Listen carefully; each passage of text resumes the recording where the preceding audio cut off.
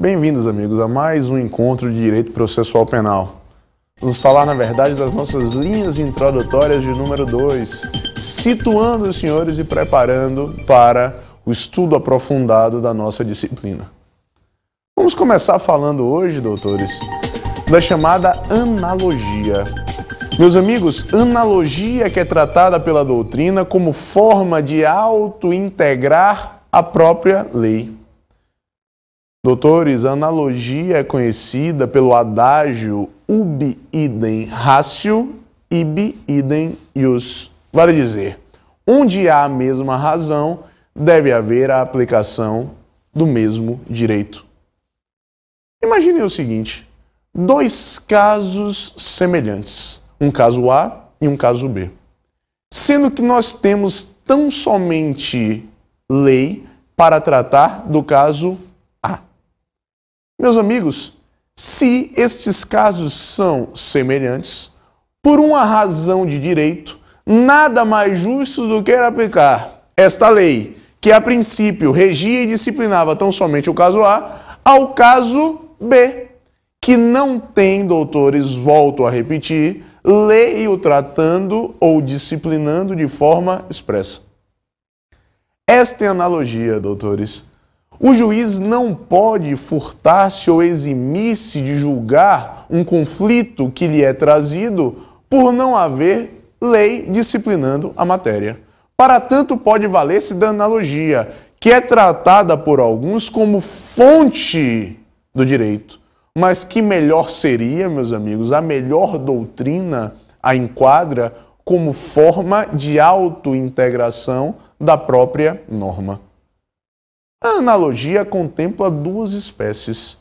Nós temos as chamadas espécies de analogia. Analogia legis, que na verdade é a aplicação de uma norma que disciplina um caso semelhante a um outro que não tem respaldo ou enquadramento legal. E você diria, bem, Nestor, esse conceito você já me disse quando falou realmente ou introduziu o tema analogia. Mas eu preciso diferenciar os senhores a analogia legis da chamada analogia iuris. Na analogia iuris, nós aplicamos os princípios gerais do direito, os princípios ou as premissas que regem um determinado fato a um outro de ordem semelhante. Aí está, doutores, a classificação da chamada analogia, subdividindo-se em analogia legis e analogia iuris.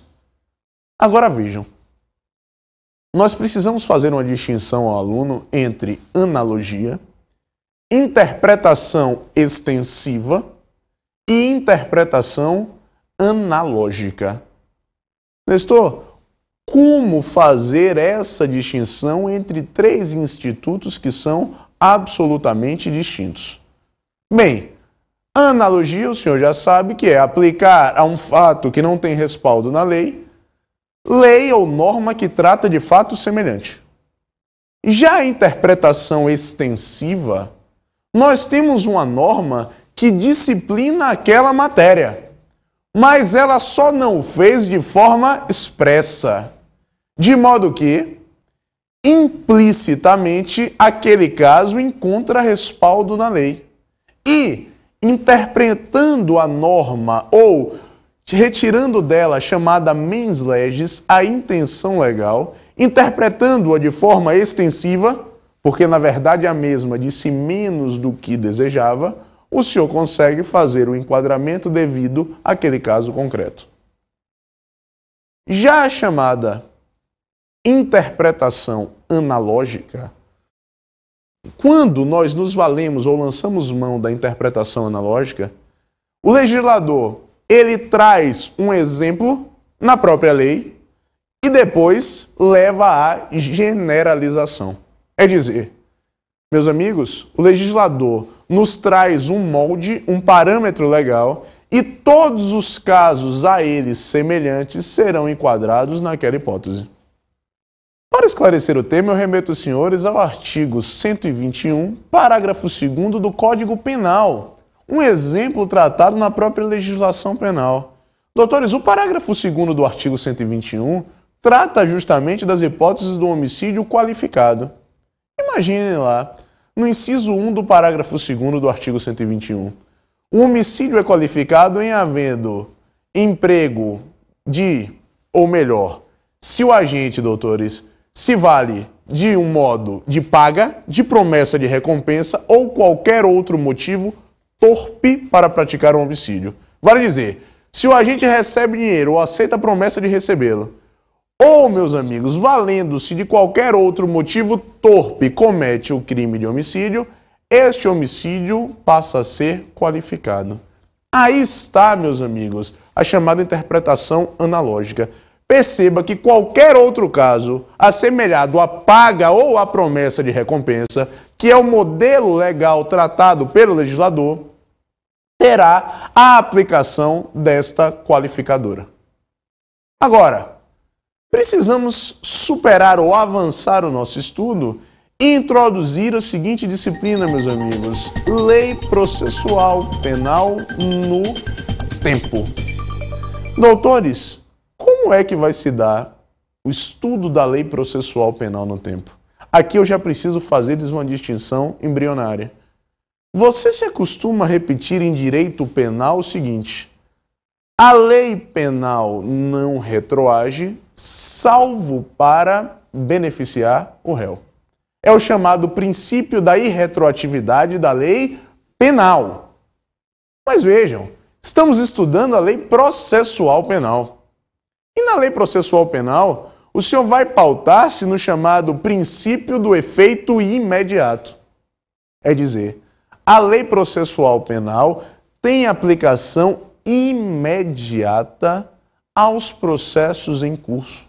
Vale dizer, doutores, vejam, a lei processual penal, uma vez sendo publicada, e em não sendo o caso a evidência da chamada vacatio legis, ela terá aplicação imediata, regendo todos os atos dali por diante. Volto a ressaltar, pouco importa, meus amigos, para a lei processual penal se ela é benéfica ou maléfica. Você não vai fazer a distinção comum no direito penal, no estudo da lei penal, se a lei penal é benéfica ou maléfica. Isso você não faz no que se refere à lei processual penal. Ela, a lei processual penal, segue um princípio basilar. Pauta-se pelo princípio da aplicação ou efeito imediato. Uma vez publicada, entrando em vigor, regerá todos os atos dali por diante. Doutores, vejam bem, e os atos anteriores são reputados válidos. Por quê? Estes atos anteriores, quando praticados, tiveram por cerne, tiveram por disciplina a lei processual penal vigente à época. Ótimo, meus amigos, você já fez a distinção entre a lei penal e a lei processual penal. Sendo que, quando na lei penal o senhor deve indagar se ela é benéfica ou maléfica, a lei processual penal isso é irrelevante.